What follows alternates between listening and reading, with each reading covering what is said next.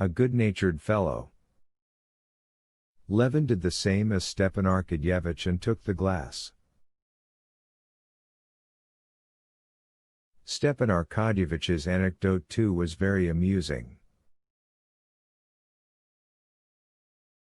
Levin told his story, and that too was successful. Then they talked of horses, of the races, of what they had been doing that day, and of how smartly Vronsky's atlas had won the first prize.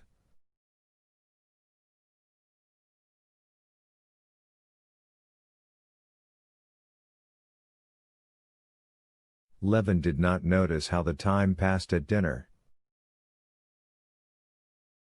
Ah!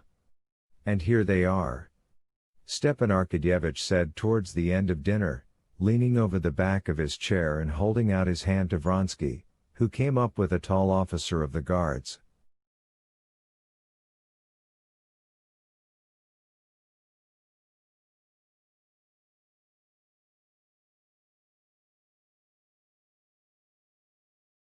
Vronsky's face too beamed with the look of good-humored enjoyment that was general in the club.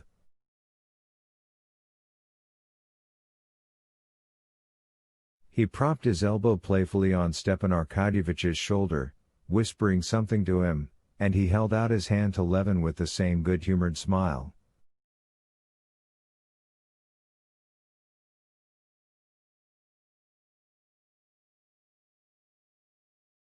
"Very glad to meet you," he said. "I looked out for you at the election, but I was told you had gone away."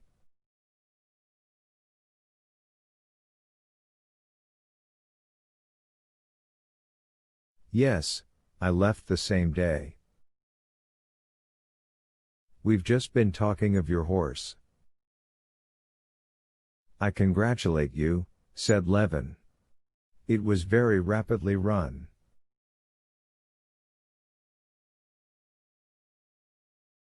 "Yes, you've race horses too, haven't you?" "No, my father had, but I remember and know something about it." "Where have you dined?" asked Stepan Arkadyevitch. "We were at the second table, behind the columns." "We've been celebrating his success," said the tall colonel.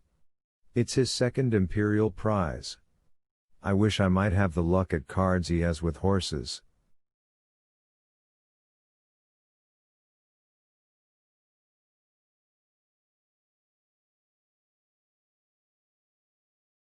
"Well, why waste the precious time?" "I'm going to the infernal regions," added the colonel, and he walked away.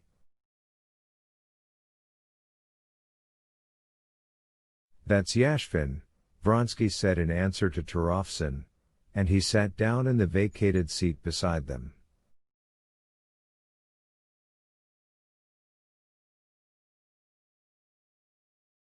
He drank the glass offered him, and ordered a bottle of wine. Under the influence of the club atmosphere or the wine he had drunk, Levin chatted away to Vronsky of the best breeds of cattle, and was very glad not to feel the slightest hostility to this man.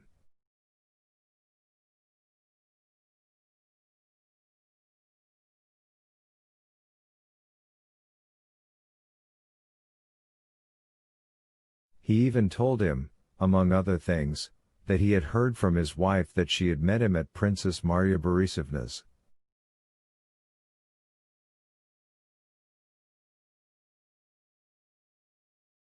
"Ah, Princess Marya Borisovna, she's exquisite," said Stepan Arkadyevitch, and he told an anecdote about her which set them all laughing.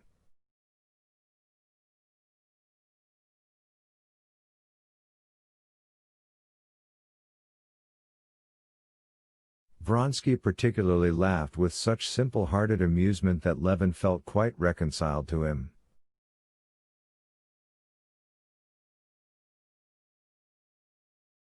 "Well, have we finished?" said Stepan Arkadyevitch, getting up with a smile. Let us go.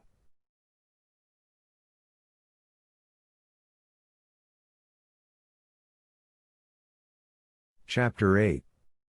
Getting up from the table, Levin walked with Gagin through the lofty room to the billiard room, feeling his arms swing as he walked with a peculiar lightness and ease.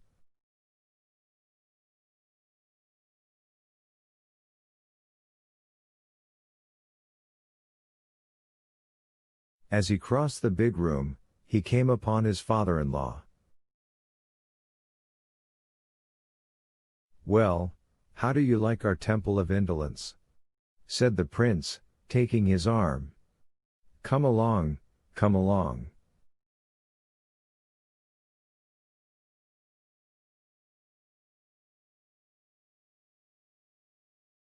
"Yes, I wanted to walk about and look at everything.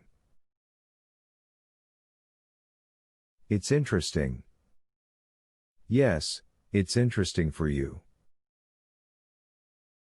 But its interest for me is quite different. You look at those little old men now," he said, pointing to a club member with bent back and projecting lip, shuffling towards them in his soft boots, and imagine that they were _schlupiks_ like that from their birth up.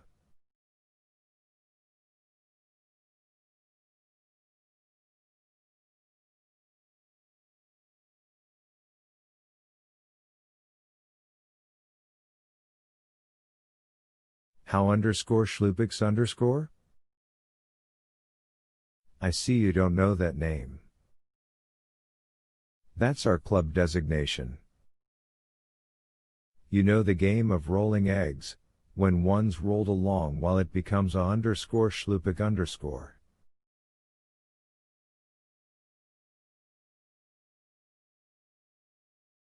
So it is with us, one goes on coming and coming to the club, and ends by becoming a _schlupik_.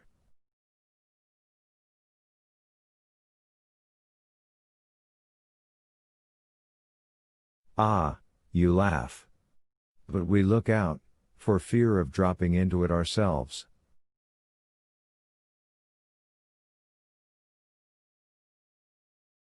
You know Prince Chechensky? Inquired the prince, and Levin saw by his face that he was just going to relate something funny.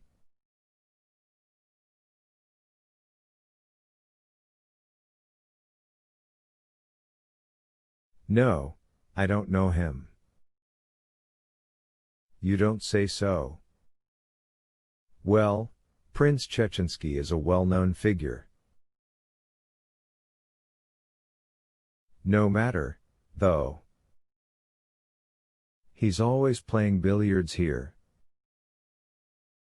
Only 3 years ago he was not a _schlupik_ and kept up his spirits and even used to call other people _schlupiks_.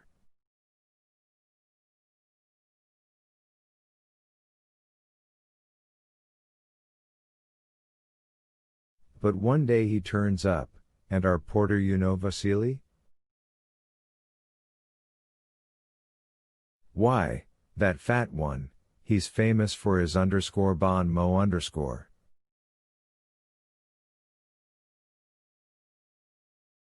And so Prince Chechensky asks him,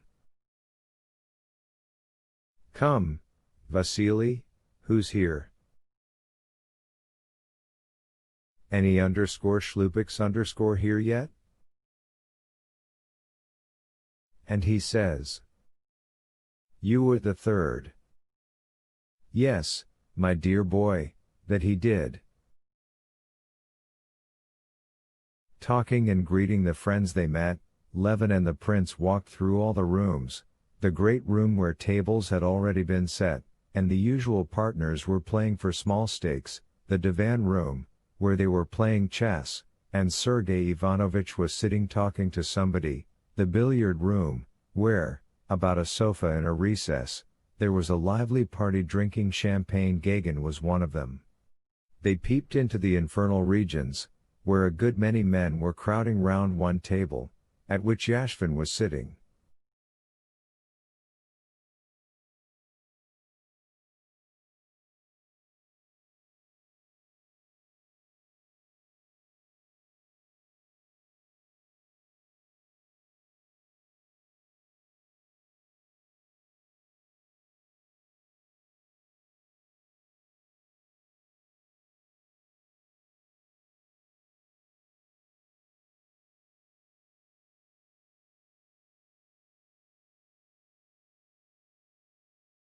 Trying not to make a noise, they walked into the dark reading room, where under the shaded lamps there sat a young man with a wrathful countenance, turning over one journal after another, and a bald general buried in a book.